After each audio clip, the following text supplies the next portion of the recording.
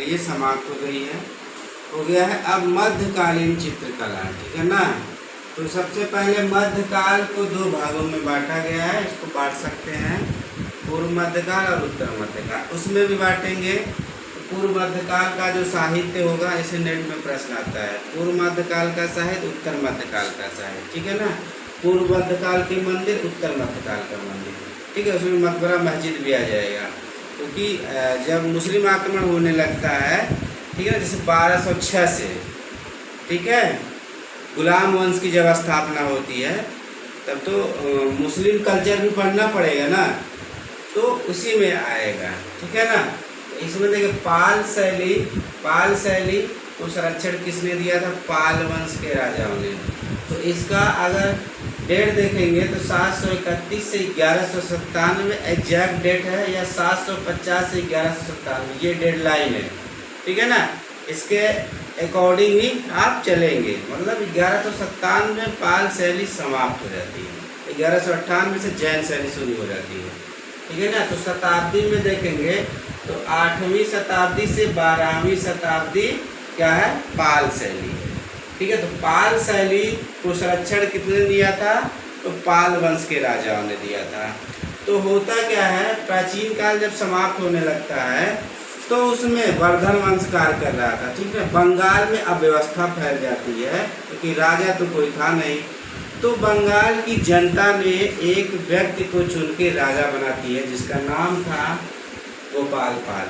तो गोपाल पाल ने पाल वंश की स्थापना की, यानी कि पाल वंश का संस्थापक कहा जाता है। लेकिन जब इसका उत्तराधिकारी धर्मपाल राजा बनता है, तो इसने क्या किया? पाल वंश का वास्तविक संस्थापक कहा जाता है। वो इसलिए कहा जाता है क्योंकि इसने जो है क्या, पाल वंश का राज्य विस्तार किया था। राज्य विस्तार करने के साथ साथ बौद्ध धर्म की शिक्षा या बौद्ध धर्म के प्रचार के लिए इन्होंने बिहार के भागलपुर जिले में विक्रमशिला विश्वविद्यालय की स्थापना करवाई। बंगाल में सोमपुरी विश्वविद्यालय, उदंतपुरी विश्वविद्यालय की स्थापना करवाई। इसके बाद तक्षशिला विश्वविद्यालय का भी नाम मिलता है, शायद इसका साक्ष्य अब उपलब्ध नहीं है, ठीक है ना, साहित्यों में ही मिलता है, ठीक है ना। बाकी उसमें जैसे कुछ ऐसी चीज़ें नहीं है, खंडहर टाइप का नहीं है कि जब अब जो है उसको अध्ययन का विषय बनाया जाए या खुदाई उदाई करवाई जाए, ठीक है ना। तो 1 2 3 4 ये 4 विश्वविद्यालय हैं जहाँ पर क्या होता था? बौद्ध धर्म की शिक्षा दी जाती थी। एक जो सबसे प्राचीन विश्वविद्यालय है नालंदा विश्वविद्यालय, ठीक है ना, यह भी बिहार में ही है। तो नालंदा विश्वविद्यालय की स्थापना कुमार गुप्त, ये गुप्त वंश का राजा थे, तो इन्होंने नालंदा विश्वविद्यालय की स्थापना करवाई थी। तो इसीलिए यह सबसे प्राचीन विश्वविद्यालय, ठीक है। इसके बाद धर्मपाल के बाद देवपाल राजा बनते हैं। देवपाल के शासनकाल में चित्रकला, मूर्तिकला, वास्तुकला, यानी कि तीनों का विकास होता है। इसमें खासकर मूर्तिकला ज़्यादा महत्वपूर्ण है। तो इन्होंने जो है मूर्तिकला का निर्माण करवाने के लिए बिहार में जो है कारखाने की स्थापना करते हैं। कारखाना मतलब जहां मूर्तियां निर्मित की जाती थी, वो भी कांसे में, और वो भी ढलाई विधि से, ठीक, साचा विधि जिसको बोलते हैं, ठीक है, ये मूर्तियां बनाई जाती थी। और कारखाना जो है कि नालंदा, सारनाथ, कुकिहार, बोधगया में ये कारखाने बनाए गए थे कांसे की मूर्तियां निर्माण करने के लिए। इसके साथ ही साथ देवपाल के ही शासनकाल में बौद्ध धर्म का सबसे विश्वविख्यात मंदिर महाबोधि मंदिर का निर्माण भी देवपाल के शासनकाल में होता है। और इन्हीं के शासनकाल में पहली बार भारतीय चित्रकला के इतिहास में 2 कलाकारों का नाम मिलता है। इसमें धीमान और वेदपाल, वो चित्रकार भी थे, मूर्तिकार भी थे और वास्तुकार भी थे। तो ये है धीमान और वेदपाल। पहली बार भारतीय कला के इतिहास में चित्रकारों के नामों का उल्लेख मिल रहा है।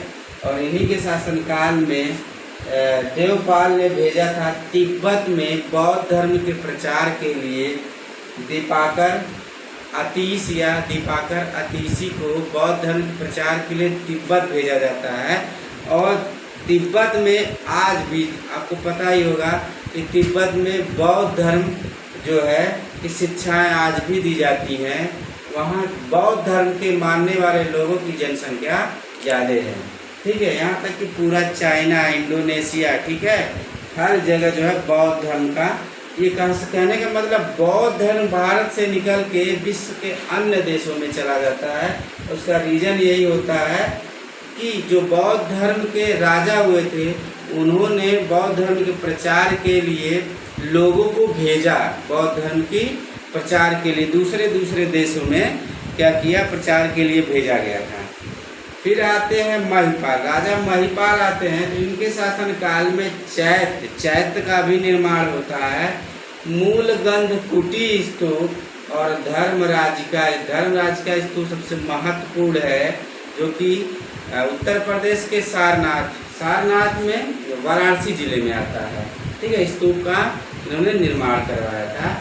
और इन्हीं के शासनकाल में पोथी चित्रण प्रारंभ होता है, यानी कि लघु चित्र और पोथी चित्र यहीं से शुरू होता है। कहाँ से? पाल शैली से, ठीक है ना। फिर आते हैं विग्रहपाल के बाद पाल शैली पाल शैली में पतन प्रारंभ हो जाता है। फिर भी इनके शासनकाल में एक प्रसिद्ध चित्र प्राप्त होता है, कमलासीन भगवान बुद्ध का चित्र प्राप्त होता है। और यह है, कहा जाए तो इस तरह का जो चित्र है वो सबसे प्राचीनतम चित्र माना जाता है। और बाकी क्या मिलता है, ताड़पत्रों पे जो चित्र मिलता है वो उपलब्ध होता है। और इसके बाद पाल वंश का पतन हो जाता है, सेन वंश की स्थापना होती है। सेन वंश के जो राजा थे लक्ष्मण सेन, वो क्या थे, वैष्णव मत के अनुयायी थे, या कहीं जैन धर्म का चित्रण होता है, जो कि जैन कला का जन्म हो जाता है, ठीक है। और यहीं से पाल शैली समाप्त हो जाती है, ठीक है।